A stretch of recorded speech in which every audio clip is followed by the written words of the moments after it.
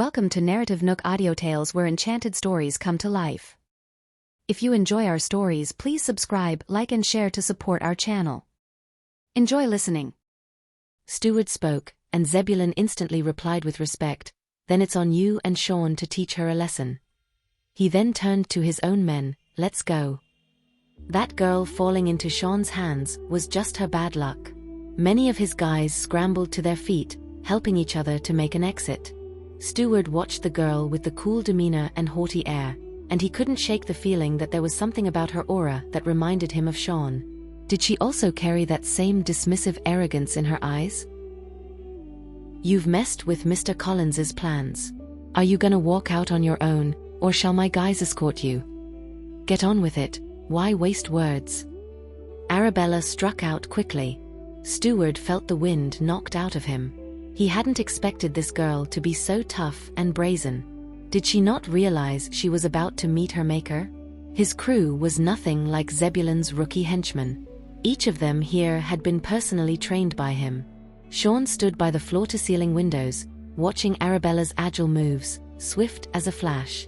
In no time, the lights in the room suddenly went out. When everyone's eyes adjusted to the darkness, the girl had vanished. It was Horace who had switched off the power, driving up to whisk her away. Steward had never been bested by a girl before, and he walked into room 1 with his tail between his legs, his voice a notch quieter, "Mr. Collins." Before he could report, Sean spoke lazily, "I saw it." Steward hung his head, baffled at how skilled the girl was. Beaten by a girl. It's such a shame. Steward's face flushed. He wanted to say though she looked young, she was nearly as skilled as Sean, but now he felt ashamed for excuses. That girl's got a background we don't know about, never seen moves like that. I'll have my people track her down. And about Sam, even though he got away, I had him swallow a poison pill before he came here tonight. He won't last the night. At least you did something useful. Sean turned to leave the room. Steward hurried to keep up. "I'll have the place guarded, and if anyone resembling Felix shows up, they'll be captured on the spot." "Not necessary." Sean's expression was bland, his voice insouciant. "He won't show up here again anytime soon." With such a commotion, especially with Sam's escape, he would sense the danger and wouldn't walk into a trap. The clues they finally had were ruined by that girl, and Steward couldn't resign to it. The elevator doors dinged open. Sean's voice was casual, "Catch her, skin her alive." "Will do." On the road, Horace drove like a madman. "Boss, you alright? Could I be in trouble with those guys?" "Of course not, boss.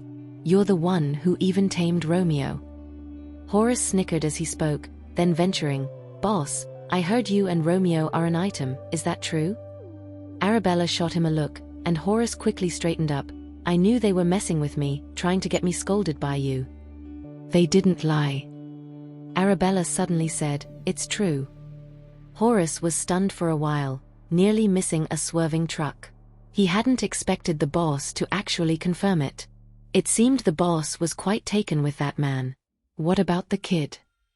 Arabella asked coolly. "Took him to a private clinic. Doc says he's fine, and I've had someone send him and his mom back home. It's a sad story, really. The kid's dad is a real beast, racked up a ton of debt, then sold them both. Oh, and boss, those guys are a bit difficult to handle." "Are you talking about that curly-haired, brown-eyed tough guy?" "Boss, exactly about your description." Horace nodded vigorously. "That's the guy. He took his crew and hightailed it out of there." "What?" To think that big shot Zebulon, known all over the underworld, would take his gang and beat a hasty retreat. Just how hard did the boss have to hit to scare them off like that? "What about the medicine I want?" Arabella inquired next. "In the bag." Horace declared confidently, "I guarded them with my life. Don't worry, not a scratch on them." As Arabella felt a weight lift off her chest, she also felt a touch of gratitude. Those medical materials were crucial for the upcoming research. Without them, the experiment would be a no-go. "Boss, how long you planning on staying in Belloria this time?" Horace asked, hopeful. "Probably 2 or 3 days." "That short?" Horace wanted to stick with the boss. Only by her side did he feel life is worth living. Ever think about heading back home? Arabella seemed to read his mind and suddenly asked. Horace paused for a second and then asked eagerly, is that an option? Go back for New Year. Jack and Jones have been swamped. From now on, you'll stay back home and help me out. At that, Horace was over the moon. Thank you, boss. He'd finally got the same treatment as Jack and Jones. Once he was back, he'd have to show off to those two. Horace finally got highly recognized by the boss. Just then, Arabella's phone buzzed. She looked down to see a video call from Romeo. Bella, you haven't made it back to the hotel yet? A man's attractive voice came through from the other end of the video. Horace's eyes widened. He never expected the notoriously cold-blooded Romeo to show such a tender side in private. And he called the boss Bella. That nickname was way too intimate. In the past, anyone who dared to address the boss so casually would probably end up with a broken neck. Almost there, Arabella's tone softened as she saw Romeo, who had freshly showered in a white robe, his hair still damp. Aren't you going to dry your hair? Romeo had left his hair wet on purpose, hoping to hear her concern. Now that he'd succeeded, he flashed a warm smile and dabbed his head with a towel. My hair's short, it'll dry in no time. They were on a video call, and Romeo didn't want the noise of a hairdryer to bother her. Arabella noticed his robe was loosely tied, deliberately revealing just a hint of his pecs. His look was both sexy and devilish. You're full of tricks. Arabella's voice was teasingly affectionate. Do you miss me? Romeo asked again with that alluring voice. Ahem. Horace, caught off guard by their mushy conversation, choked on the water he was sipping while waiting for a traffic light. Is that a man's voice? Romeo caught the sound of the cough. A new recruit? It wasn't Jack or Jones's voice. Someone he didn't recognize. Your hearing's not bad. Seeing Horace waiting for the light, Arabella turned the camera his way and made a quick introduction. Horace. Romeo. Hello, Mr. Macmillan. Horace never imagined he'd get to see Romeo up close in his life. And Romeo, without the usual coldness in his eyes, seemed even more handsome and approachable. Hi. Romeo's voice was more formal than before, lacking the seductive undertone it carried earlier, but there was a hint of warmth in it.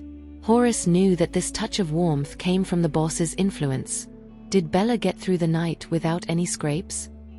Romeo asked softly. No, the boss has got some slick moves, took them all on single-handedly. Focus on driving. Arabella swiveled the camera back to Horace. Was there a fight? Romeo's tone was laced with concern. Did you get hurt?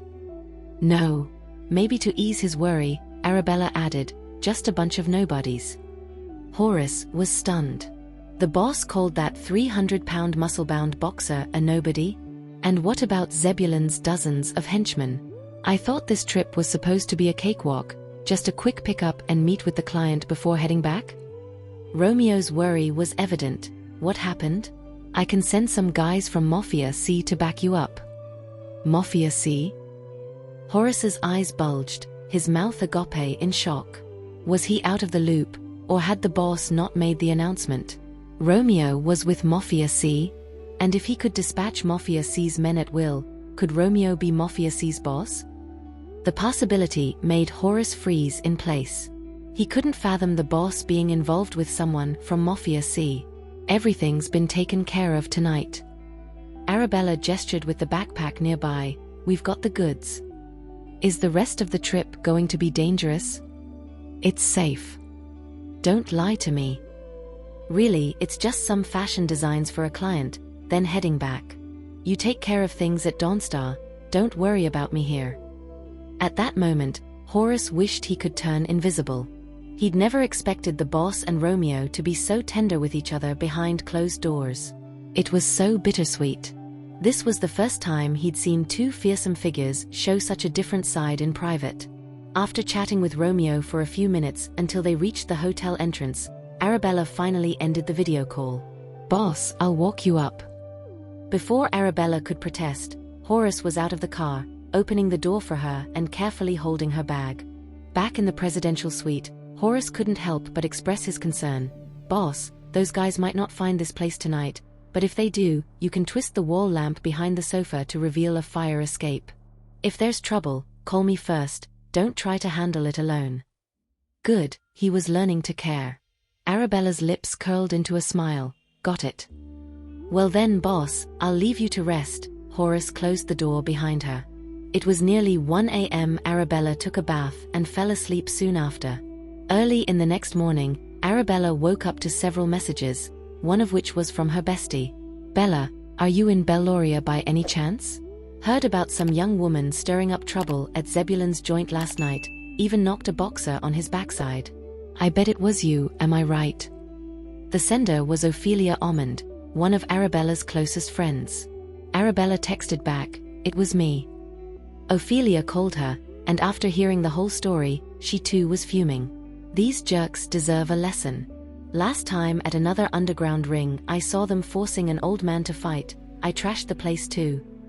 Bullying the weak was the lowest of the low. These people will do anything for a buck, they don't see others as human. Ophelia's voice was filled with righteous anger. Arabella smiled. What have you been up to lately? Just the usual.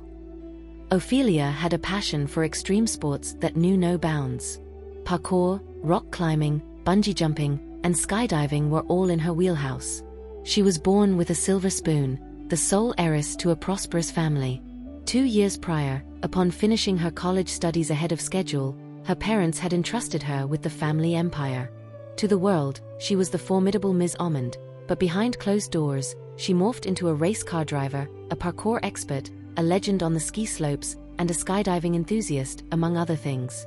Her squad, Arabella, Kelly, and 2 other gals, were kindred spirits, tight as can be. They kept to their own lives, rarely bothering each other, but were ready to lend a hand or share a slice of life in their group chat at a moment's notice. Perfect timing, I need a favor. Ophelia said with a beaming smile, took a bit of a tumble doing some extreme sports a few days ago and messed up my foot. There's an underground car race tonight, and I need you to step in for my team. These underground races weren't as formal as the sanctioned ones. It was all about showing up and showing off.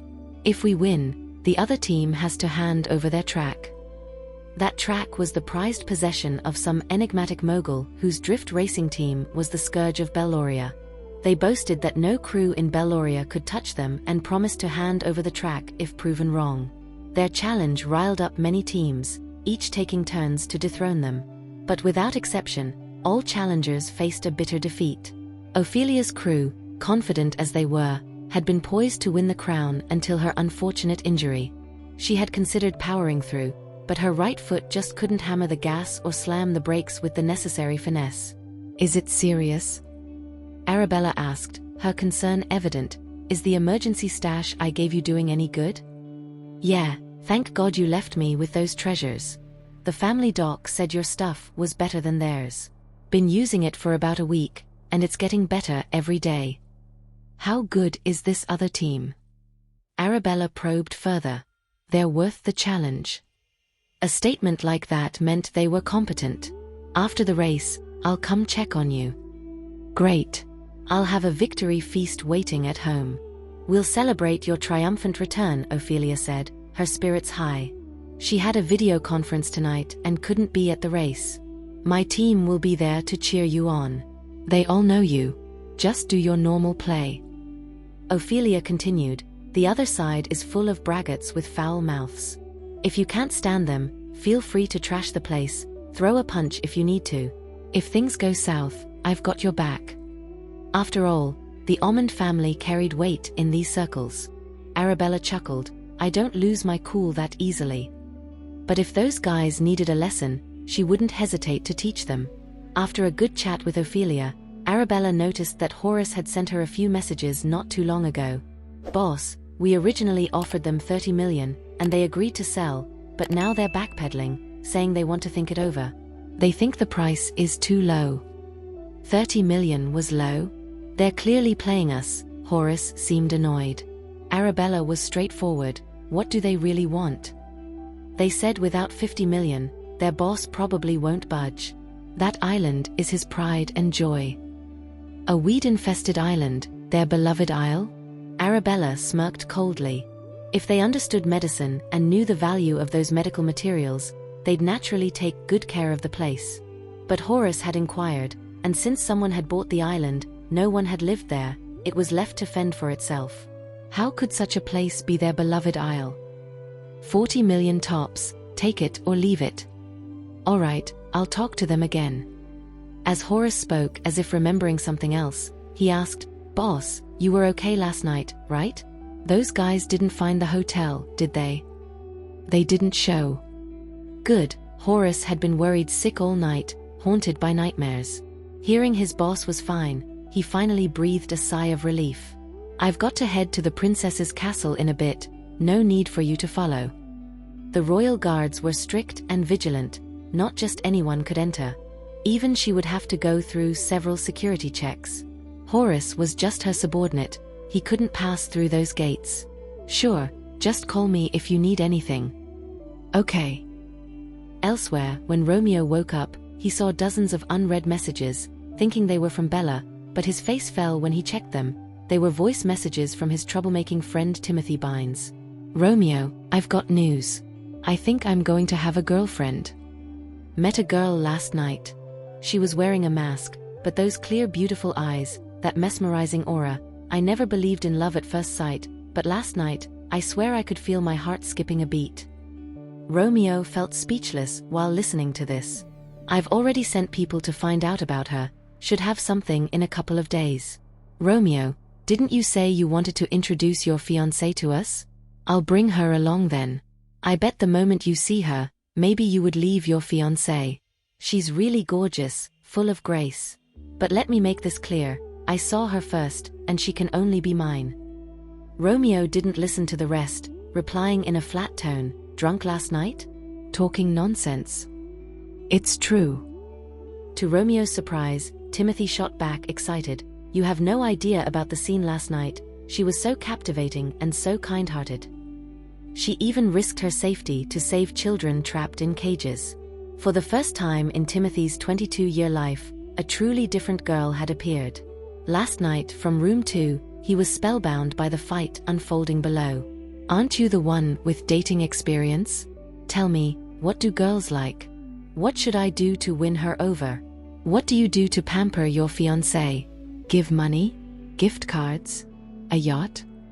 Stay away from her, and don't scare her off. That's the best gift you could give," Romeo disillusioned him in an icy tone. "I really like her, it's not just for fun. Even if she looks plain under that mask, I'm interested in getting to know her, approaching her. I don't even know if she has a boyfriend." But even if she did, he was sure he was better than any boyfriend. "Romeo, just tell me, what do you give a girl? A luxury car? Designer products? Or a trip abroad? See if you can win her over first." Romeo pocketed his phone, done with the pointless banter. "I will win her over, I'll touch her heart. A girl like her is too rare. No, I need to get my guys to step it up, find her as soon as possible." At 10 in the morning, 3 solemn black sedans pulled up in the open space near the hotel. The smartly dressed female bodyguard, after confirming that Arabella Bennett was the spitting image of the girl in the photograph, respectfully opened the car door for her. Arabella climbed into the car in the middle and retrieved a black blindfold from her bag, handing it to the bodyguard for inspection. She was well aware of the royal protocols. The fewer people who knew the whereabouts of a royal residence, the better. The bodyguard was somewhat surprised. She had prepared a brand new blindfold for Arabella, but before she could offer it, Arabella had already presented her own for inspection. The thick blindfold would block out even the faintest light. After checking it, the bodyguard handed it back with both hands, saying, "Thank you for your understanding."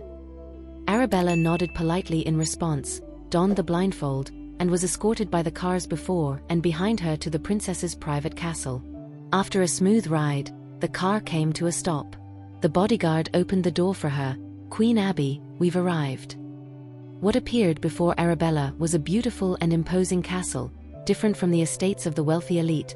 This castle truly showcased the dignity and grandeur of royalty. It was but one of many royal properties and had been a birthday gift to Princess Leia when she turned 18. Since reaching adulthood, she had lived there alone. Alone, because other royal family members each had their own palaces and castles and did not normally reside here. However, apart from her, there were a dozen female bodyguards skilled in combat and shooting at her side, and a slew of security guards inside and out to ensure her personal and property safety. Arabella's arrival immediately caught the attention of the security guards. Many exchanged glances and kept a close watch on her through their earpieces. "She's a designer invited by the princess," the female bodyguard communicated to the security guard. The security guard nodded, made an internal call to the princess's butler to confirm, and then put Arabella through 3 security checks and past 3 identification doors before she was allowed into the castle's grand entrance. It was winter, and the ground and trees were dressed in a blanket of snow, an expanse of white. Arabella was led to a flashy living room, tastefully decorated with a lavish romantic flair. Not only was it artistically appealing, but every detail exuded unique elegance, and every item was meticulously chosen, all underscoring the exceptional status of the owner. "Princess Leia, Queen Abby has arrived."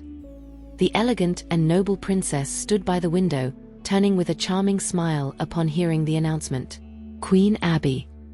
Her smile was proper, her movements graceful, every gesture revealing what it meant to be a true princess. Arabella, seeing the princess extend her hand, courteously shook it. "Your Highness, forgive me for keeping you waiting." "There's no need for such formality here. We're alone," Princess Leia said with a smile that was always just right, making one feel at ease. "Please have a seat." A servant brought in exquisite pastries and fragrant tea, which the bodyguard checked without finding any issue. "You may leave us. I want to have a private word with Queen Abby." Although the female bodyguards retreated respectfully, Arabella caught a glimpse of them whispering into their earpieces as the door closed, probably signaling for additional security to guard the perimeter and ensure the princess's safety at all times. "Queen Abby, I adore your design philosophy. You're incredibly talented, each piece you create is stunning." Princess Leia smiled with an elegance that was both poised and dignified. Her beauty was famously breathtaking. Though she seldom appeared in the media, her striking looks were the subject of much admiration. Her features seemed as though they had been meticulously crafted by the hand of God. And it wasn't just her face that turned heads, her fashion sense had many commoners scrambling to emulate her style. "I'm honored that you appreciate my work, Your Highness. Would you be interested in making QY the exclusive brand for the royal household? From now on, it would only cater to members of the royal family." Arabella understood the proposition. They wanted QY to serve the royals exclusively because of their unique status and the nobility it entailed. Although QY's designs were unique and avoided the embarrassment of dress clashes, if the brand were used by the daughters of mere millionaires or local tycoons, it would seem frivolous and improper for the royals to don the same. "If the princess wishes, I could establish a new brand as a fresh identity, exclusively catering to your personal requirements." "Thank you." Princess Leia's smile widened in delight. She hadn't expected Arabella to grasp the subtleties so swiftly. "The reason I've invited you today is not only to discuss a long-term collaboration, but also to commission you to design a wardrobe capable of gracing a variety of occasions." After listening to her request, Arabella stood up. "Allow me to take the measurements, Your Highness." She was well aware of royal protocols. Aside from handshakes, any physical contact with royals was considered a breach of etiquette. Thus, while measuring, she carefully avoided touching Leia's shoulders or any other part of her body, yet her measurements were remarkably precise. "Can you remember all that?" Princess Leia was surprised that Arabella didn't jot down any numbers, relying solely on her memory. "Just a few figures." After taking the measurements, Arabella inquired about the princess's preferences and style. The more they talked, the more kindred they felt, especially when Arabella sketched out a couple of dream designs the princess adored. The latter was amazed. "They're even prettier than I imagined." The princess was completely won over by Arabella's design genius after seeing the colored renditions of the elegant gowns. "They look so lovely, I can't wait to see the finished products." The combination of colors and styles was unexpectedly delightful. Arabella then discussed and sketched hats, accessories, gloves and bags, matching them with different outfits. The overall look was even more stunning than before, the ensemble exuding propriety and elegance, both noble and beautiful. She even included sketches of the princess, illustrating her in various styles: playful, proper, mysterious, and dignified. "I never thought you'd be so good at drawing people too." The princess felt an incredible connection with Arabella, especially drawn to her serene presence. "Is there anything you would like to change or add, Your Highness?" "Not at all, it's simply perfect." The princess beamed as she browsed the designs on the tablet. "Let's proceed with your creations." It was astonishing that Arabella could draft so many beautiful designs in such a short span. "Let me also design a few pairs of shoes for you," Arabella suggested, proceeding to sketch footwear to complement each style. Throughout the session, the princess's face glowed with satisfaction and joy. "You're truly talented. Apart from apparel, do you also design other items? Maybe home furnishings, curtains, and such?" Arabella lifted her gaze and said with a polite nod, "Your Highness, if you desire it, I will do my best to make it happen." Though it wasn't her area of expertise, she was willing to give it a try. "That's wonderful." Princess Leia replied with a charming smile, "I'll have someone draft a list for you to work from. Let's exchange contact information. Is Queen Abby the name you go by?" "My name is Arabella Collins." "What a lovely name. I know someone with the last name Collins that I'm quite fond of." But she was aware that in Solterra, there were many with the surname Collins. Arabella was surprised that the princess would share such a personal secret with her. She smiled gently and said, "That person is very fortunate to have caught the eye of someone like you, Your Highness." The princess smiled again, looking both graceful and beautiful. As Arabella finished her sketch, the two had grown more familiar with each other, and the princess happily linked arms with her, saying, "Let's take a walk outside." As the door opened, the female bodyguard saw the princess holding Arabella's arm so affectionately and immediately said, "Your Highness." She wanted to say it was unbecoming of her status, and if seen, it could tarnish the royal family's image. "From this moment on, she is my dear friend, and there's no need for you to follow." The princess led Arabella out into the garden. The 7 or 8 female bodyguards could only watch from a distance, never taking their eyes off the princess for even a second. "Arabella, this is the place. Every time I look upon this scene, it stirs so many emotions in me. Could you design a few outfits for me with a winter theme in mind?" Gazing at the snowy landscape before her, which indeed looked stunning, Arabella felt new ideas spark to life in her mind, especially with the princess's striking beauty as inspiration. Suddenly, several objects fell from above. Arabella instinctively pulled the princess to her side and kicked the objects away. They were chunks of snow that had fallen from the buildings and trees. A lot of female bodyguards rushed over, concerned that the princess might be startled or upset, apologizing profusely. Sometimes the heat from inside a building would cause the snow to fall, or when the trees became overburdened with snow, it was natural for it to drop. But the fact that it had almost fallen on the princess was their oversight and responsibility. "It's all right." The princess hadn't expected Arabella to have such quick reflexes. The way Arabella had reacted was a clear sign she had some training. "You're very quick," the princess said with a smile. Had it not been for Arabella, the snow would have fallen right on her head. "It's cold out here, Your Highness. Perhaps it's best if you head back inside." Arabella knew the cadre of bodyguards were anxious, fearing more snow might fall. "Arabella, why don't you stay for lunch?" The princess extended a formal invitation.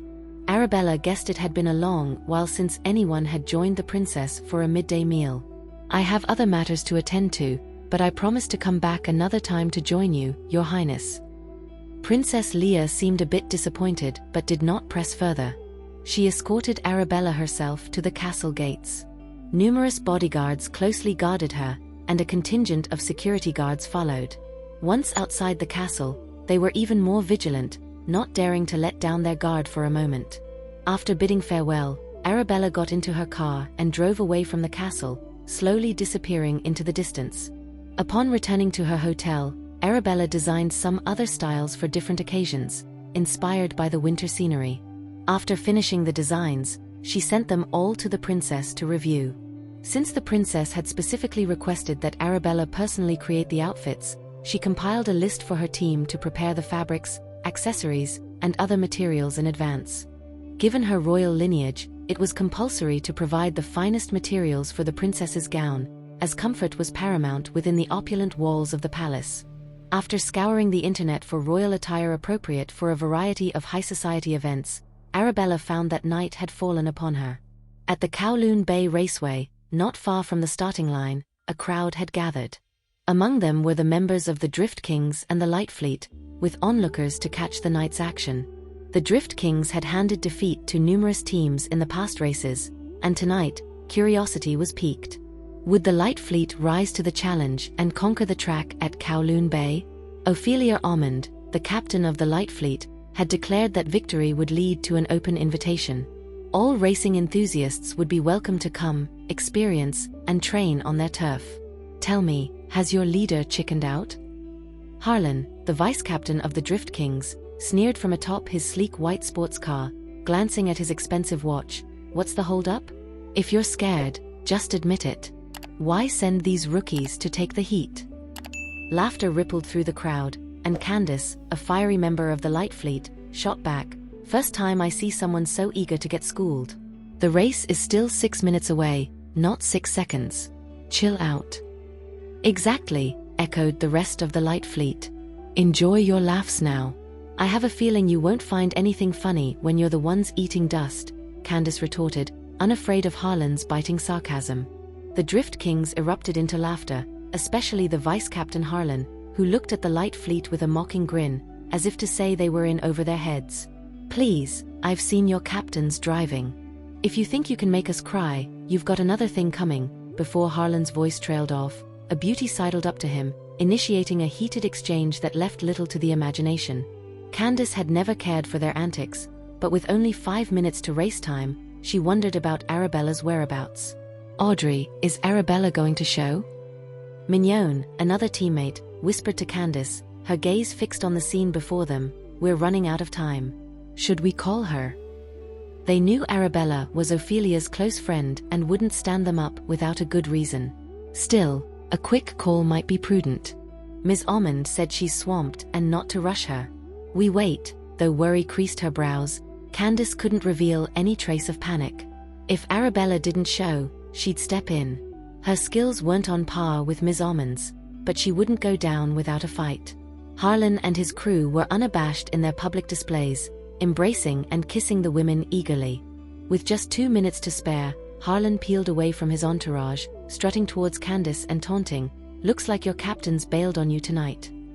Candace ignored him. "How about you keep me company instead?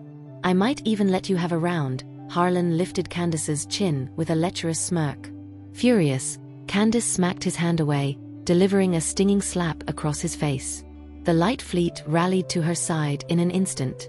Talk is talk, but hands off. You think you've got the right to touch Audrey like that? Get a clue about who you're dealing with. Harlan's cheek stung from the slap, and his team, inflamed by the affront, surged forward. Believe me, we can make you do it right here, right now. You're on our turf. Don't get too full of yourselves. Are you gonna take a slap from Harlan, or give a kiss to make Harlan feel better? Your choice. Just then, the thunderous roar of an engine pierced the night, growing louder as it raced toward them. A beam of headlights washed over Harlan, who squinted against the glare, instinctively looking toward the source of the light. Captain, someone's coming. A member of the Drift Kings shouted as he noticed a red sports car barreling their way at breakneck speed, and quickly tugged Harlan back a few steps. Arabella slammed on the brakes just in time, the car coming to a halt where Harlan had been standing moments before. If he and his crew hadn't moved so fast, they would have been sent flying. Arabella rolled down her window, and a few members from the Light Fleet saw her and cheered. Bella. Bella had finally arrived. Talk about perfect timing. They had nearly scared the daylights out of them. One of the members hurriedly texted Ophelia to share the excitement. Hearing the name Bella, Harlan narrowed his eyes, sizing up the girl in the driver's seat. The headlights obscured her face, but he could tell she was a stranger, and a knockout at that. He scoffed. Do you know how to drive, or what? You almost turned my boys and me into roadkill. You seemed quick enough on your feet. Harlan, noticing the passenger seat was empty, pressed further. Where's Ophelia? Got cold feet, did she? Who the hell are you? Bella's one of us, the light fleet, and she's more than enough to take you down. Candace stepped forward to announce. Mignon moved up, deadpan and bluffed. Bella only shows up for the big races. Her being here is practically a compliment. Harlan scoffed at Arabella, who looked to be about Ophelia's age. What's with kids and fast cars these days? If you win, I'll give you the Kowloon Bay track. Harlan's eyes were locked on Arabella's stunning features. But if you lose, how about you spend the night with me? How about 10 nights? Harlan's ears perked up at that. A deal like this? The entire light fleet crew was stunned. Was Bella playing for such high stakes right off the bat? What if she loses? Ahahaha. You said it. Never thought you'd be so open-minded. I like you. He couldn't imagine getting bored with a face like hers in 10 days. But if you lose, you crawl from the start line to the finish of Kowloon Bay, shouting all the way that you're a beast. How's that? Harlan's tongue clicked against his molars, his arrogant grin widening. Deal. But I've raced a ton of times and never lost. What if you do? Harlan's interest only grew with her challenge. Dare to tell everyone about our wager? Harlan turned to his crew and shouted, You all hear that? If I lose, I crawl from the start to the finish shouting I'm a beast. And if I win, as of tonight, you guys get a new sister-in-law. The Drift Kings hooped and hollered, eagerly anticipating Arabella's humiliation. Your car's not up to snuff, doesn't have the power mine does. Harlan patted the hood of Arabella's car with a self-assured smirk. Wanna borrow a real race car? They had specific cars for official races, with standardized 2.4L V8 engines capped at 850 horsepower to ensure fair competition and driver safety. But Arabella just laughed it off. We're here for thrills, not kids' play. A little horsepower like that was nothing to her. Harlan hadn't expected her to be so gutsy. Well, I won't go easy on you later. His sports car had a 10 km/h advantage over Arabella's.